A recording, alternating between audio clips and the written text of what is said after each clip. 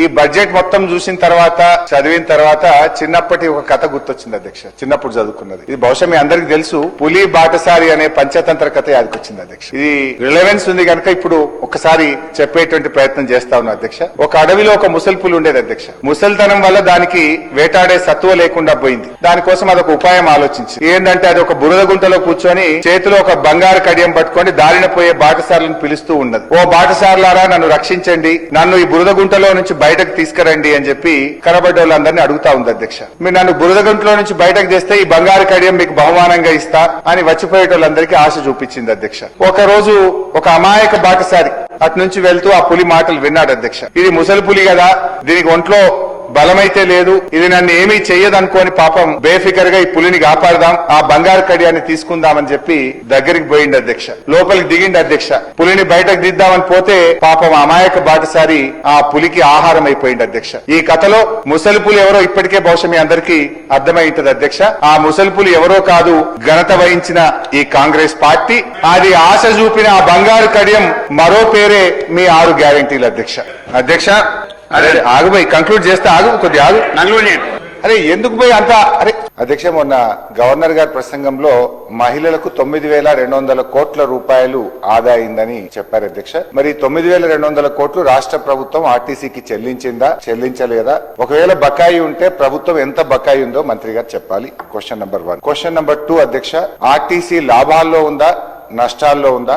ఒకవేళ లాభాల్లో ఉంటే కార్మికులకు ఇవ్వాల్సినటువంటి బెనిఫిట్స్, ఏరియర్స్ గాని వాళ్ళ సిసిఎస్ గాని ఎందుకు ఇవ్వడం లేదో మంత్రి గారు చెప్పాలి. 3వది అధ్యక్ష, కొత్తగా మరి పిఆర్సీ డ్యూ ఉన్నది 3 ఏళ్ల నుంచి.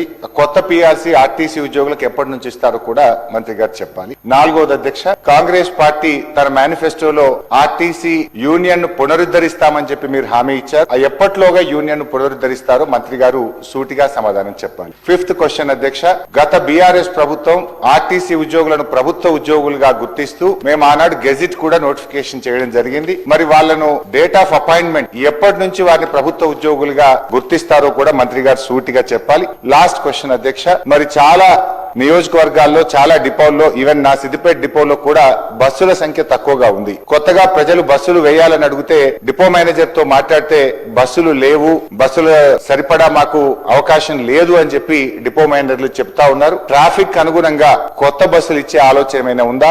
మరి ఇప్పటికే టైం అయిపోయినటువంటి బస్సులను కొత్త బస్సులతో రిప్లేస్ చేసే ఆలోచన ప్రభుత్వానికి ఏదైనా ఉందా? మంత్రి గారు సూటిగా సమాధానం చెప్పాలని మీ ద్వారా కోరుతున్నారు. మంత్రి గారు సభను తప్పుదో పట్టించారు అధ్యక్ష. ఇది ఒక పెద్ద స్కామ్ అధ్యక్ష. ఈ ఫిలిప్పైన్ కు బియ్యం పంపిణీ అనేటువంటిది పంపడం అనేది ఒక భారీ కుంభకోణం జరిగింది అధ్యక్ష. నేను మంత్రి గారిని సూటిగా కొన్ని ప్రశ్నలు అడుగుతా అధ్యక్ష. వారు ఇచ్చిన సమాధానాల్లో కూడా కొంత సత్యదూరమైనటువంటి విషయాలు, అర్ధ సత్యాలను, సమాచారాన్ని కొంత ఆపి కొంతవరకు మాత్రం చెప్పి కొంత చెప్పకుండా దాచిపెట్టే ప్రయత్నం చేశారు అధ్యక్ష. ఫస్ట్ క్వశ్చన్ అధ్యక్ష, ఈ బియ్యం ఫిలిప్పైన్ కు ఇతర దేశాలకు ఎగుమతి చేయడానికి మీరు ఎవరైనా ఒక అడ్వైజర్ ను పెట్టుకున్నారా? ఆ అడ్వైజర్ పేరు ప్రేమ్ చంద్ గార్గ్ అధ్యక్ష. వీళ్ళు పెట్టుకున్న అడ్వైజర్ అధ్యక్ష, ఆయన ఘరానా మోసగాడు. సిబిఐ, ఈడీ కేసుల్లో ఇప్పటికే అరెస్ట్ అయి జైలుకు పోయొచ్చినటువంటి వ్యక్తి. అనేక ఈడీ, సిబిఐ కేసులు ఎదుర్కొంటున్నటువంటి ప్రేమ్ చంద్ గార్గ్ ను బియ్యం విదేశాలకు ఎగుమతి చేయడానికి మీరు అడ్వైజర్ గా పెట్టుకున్నారా? పెట్టుకుంటే ఆయన ఇప్పుడు ఎక్కడున్నాడు? ఆయన పనిచేస్తున్నాడా? మరి ఆయన ఒకవేళ తొలగించారా? ఉన్నాడా? తొలగిస్తే ఎందుకు తొలగించారో సమాధానం చెప్పండి. నెంబర్ 1. నెంబర్ 2 అధ్యక్ష, వీళ్ళు ఎంఓయూ చేసుకున్నది 10 లక్షల మెట్రిక్ టన్నులు పంపడానికి ఎంఓయూ చేసుకున్నారు. 1 లక్ష మెట్రిక్ టన్నులు అగ్రిమెంట్ చేసుకున్నారు అధ్యక్ష. కేంద్ర ప్రభుత్వ సంస్థ అధ్యక్ష, ఐఏఎస్ ఆఫీసర్లు ఆ సంస్థ జేఎండి, ఎండి గారు రాష్ట్ర ప్రభుత్వానికి లేఖ రాశారా? దీపక్ అగర్వాల్ అధ్యక్ష, ఇది నాఫెడ్ జేఎండి గారు రాష్ట్ర ప్రభుత్వానికి లేఖ రాశారు. అదే విధంగా మరొక లేఖ కూడా నాఫెడ్ ఎండి గారు కూడా రాష్ట్ర ప్రభుత్వానికి లేఖ రాశారు. నేను అడుగుతా ఉన్నా, నాఫెడ్ అనే కేంద్ర ప్రభుత్వ సంస్థ మేము మీకు కాకినాడ పోర్టుకు బియ్యం రాగానే మీకు వెంటనే డబ్బులు చెల్లిస్తాం, మాకు అవకాశం ఇవ్వండి అంటే కేంద్ర ప్రభుత్వ సంస్థకి ఇవ్వకుండా ఒక ప్రైవేట్ సంస్థకు ఎందుకు ఇచ్చారు? ఈ బియ్యం ఎగుమతి కోసం మీరు ఏమైనా టెండర్లు పిలిచారా? ఎక్స్ప్రెషన్ ఆఫ్ ఇంట్రెస్ట్ పిలిచారా?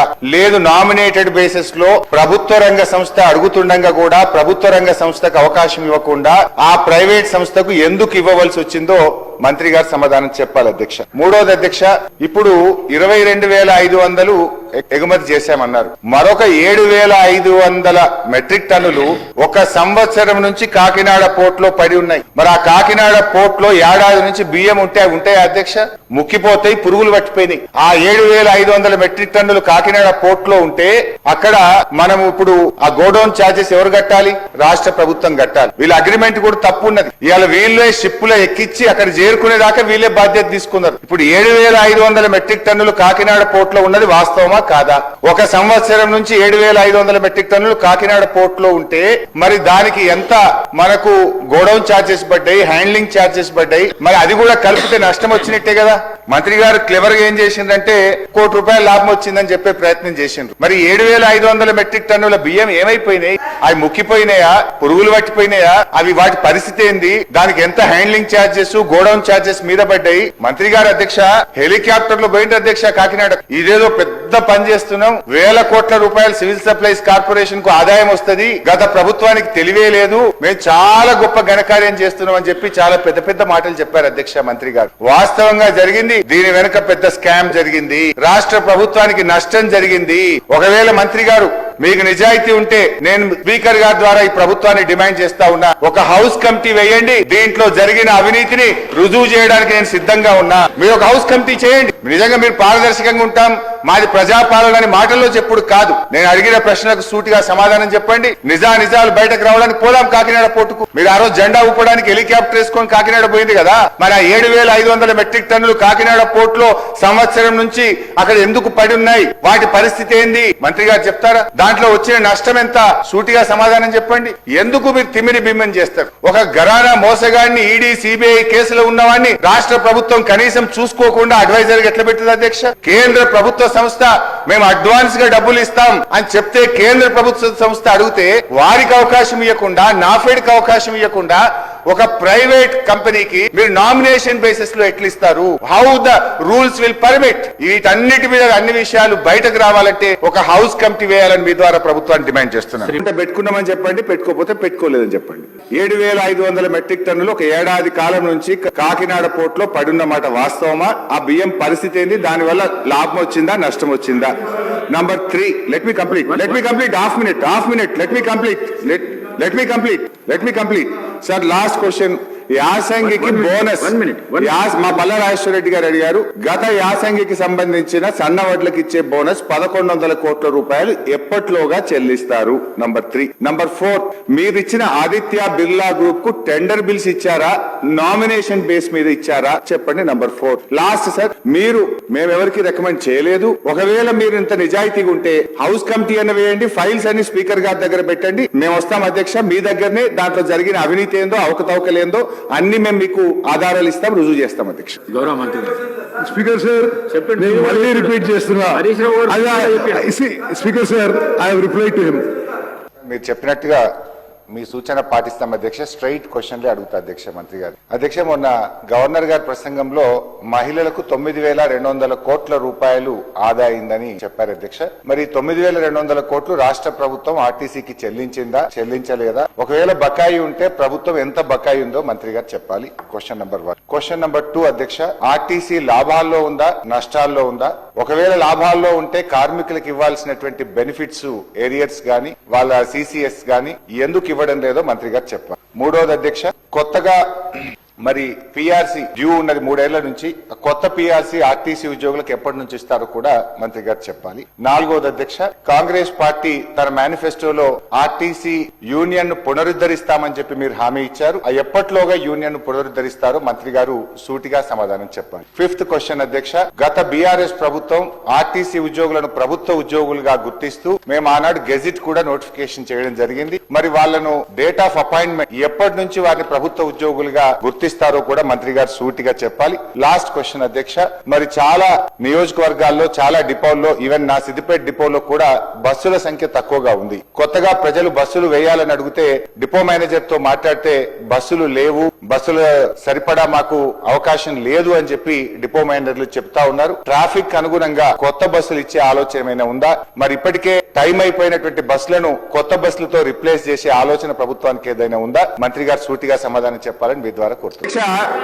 గౌరవ మంత్రి గారు యాసంగి పంటలో రబీకి బోనస్ ఎప్పట్లోగా చెల్లిస్తారంటే ఆయన సమాధానం చెప్పడం లేదు. ఒకటి. రెండోది అధ్యక్ష, ప్రేమ్ చంద్ గారు కూడా అడ్వైజర్ గా పెట్టుకున్నారా లేదా అంటే పెట్టుకున్నాము అంటలేడు, పెట్టుకోలేదు అని సమాధానం చెప్పడం లేదు. అదే విధంగా ఫైల్స్ మీ దగ్గర పెట్టడానికి కూడా ఆయన ముందుకు రానందుకు నిరసనగా ప్రభుత్వం నుంచి సరైన సమాధానం రానందుకు మా తీవ్ర నిరసన తెలియజేస్తూ కూర్చుంటున్నాం. దేశంలో ఏ రాష్ట్రంలో లేని విధంగా ప్రభుత్వ ఉద్యోగులకు ఈ ప్రభుత్వం 5 DAలు పెండింగ్ లో పెట్టింది. ఆ 5 DAలు ఎప్పట్లోగా చెల్లిస్తారో మంత్రి గారు సూటిగా సమాధానం చెప్పాలి. ఒకటి అధ్యక్ష. రెండవది అధ్యక్ష, PRC అధ్యక్ష 31/3/2026 వరకు PRC కమిటీకి ఎక్స్టెన్షన్ ఇచ్చామన్నారు. 31 అంటే ఇంకొక 7 రోజులు 8 రోజులు ఉంది అధ్యక్ష. మళ్ళీ ఎక్స్టెన్షన్ ఇస్తారా? కనీసం ఇప్పుడైనా రిపోర్ట్ తీసుకొని మీరు ఎలక్షన్ మేనిఫెస్టోలో చెప్పినట్టు కాంగ్రెస్ అధికారంలోకి వచ్చిన 3 నెలల్లోగా కొత్త PRC ఇస్తామని చెప్పారు. దాదాపు 3 ఏళ్లుగా వస్తా ఉంది అధ్యక్ష. మళ్ళీ ఎక్స్టెన్షన్ ఇస్తారా? దయచేసి ఇప్పుడైనా ఆ కొత్త PRCని మళ్ళీ ఎక్స్టెన్షన్ ఇవ్వకుండా ఉద్యోగస్తులకు అందించాలి.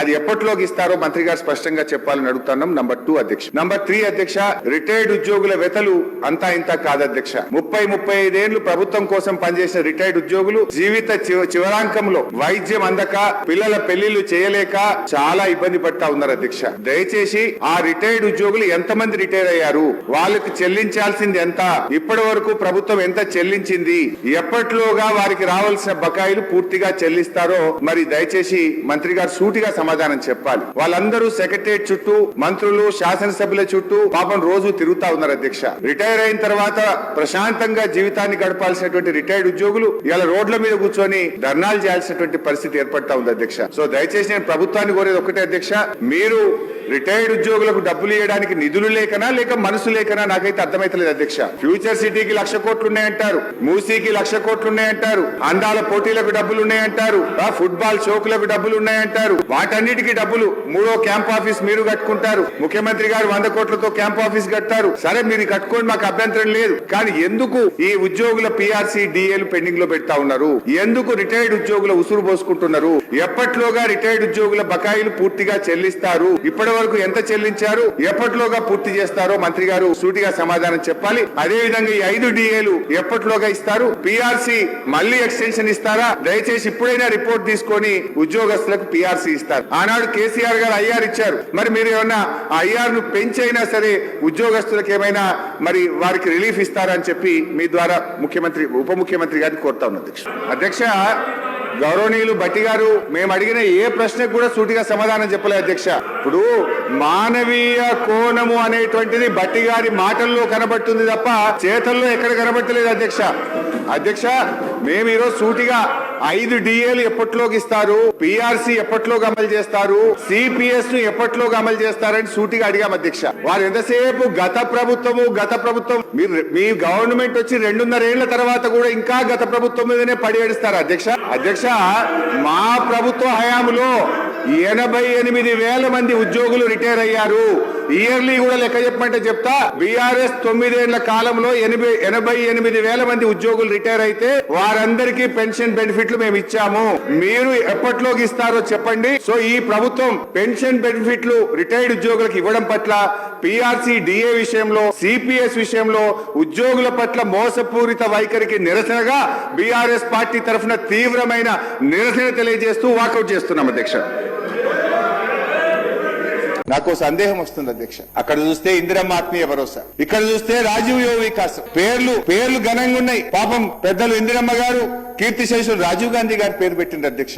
నాకంటే Revanth Reddy guarantee I know him, ఎందుకంటే నాతో కూడా పనిచేసింది. రేవంత్ రెడ్డి గారంటే వారి మీద, ఇందిరమ్మ మీదనో రాహుల్ గాంధీ మీద, రాజీవ్ గాంధీ మీద ఆయనకు ప్రేమ ఉండకపోవచ్చు. కానీ బట్టి గారు అయితే దశాబ్దాల తరబడి కాంగ్రెస్ పార్టీలనే ఉన్నారు కదా, మీరైతే కాంగ్రెస్ పార్టీలనే ఉన్నారు కదా బట్టి గారు. మీ పెద్దల పేర్లు పెట్టి పథకాలు అమలు చేయకపోవడం వల్ల ఇది వారిని గౌరవిస్తున్నారా, మీరు వారిని అవమానపరుస్తున్నారా? ఒకవేళ మీకు అమలు చేసే ఉద్దేశమే లేకపోతే బట్టి గారు, రాజీవ్ యువ వికాసం అనే బదులు రేవంత్ ఆత్మీయ మోసం అని పెట్టుకోండి, లేదు భక్తి విక్రమార్క గారి యువ భ్రమలు అని పెట్టుకోండి. మీ పేర్లు పెట్టుకోండి, వాళ్ళ పేర్లు పెట్టి ఎందుకు మోసం చేస్తున్నారని చెప్పి నేను అడుగుతా ఉన్నా అధ్యక్ష. 9 ఏళ్ల BRS పాలనలో తలసరి ఆదాయం యొక్క వృద్ధి రేటు 14%.